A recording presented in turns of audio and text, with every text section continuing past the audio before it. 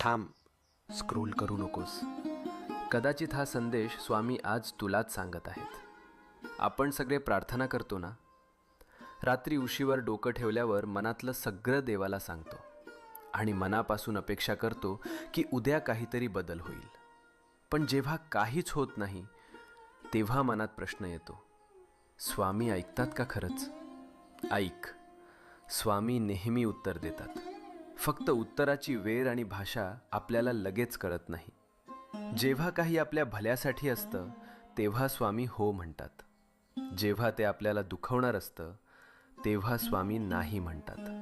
आणि जेव्हा आपल्याला अजून थोडं मजबूत व्हायचं असतं तेव्हा स्वामी शांतपणे म्हणतात, थांब, योग्य वेळी देतो. म्हणून हार मानू नको. तुझ्या प्रार्थनेचं उत्तर येतंय. फक्त थोडा विश्वास, थोडा धीर, मनात शांतपणे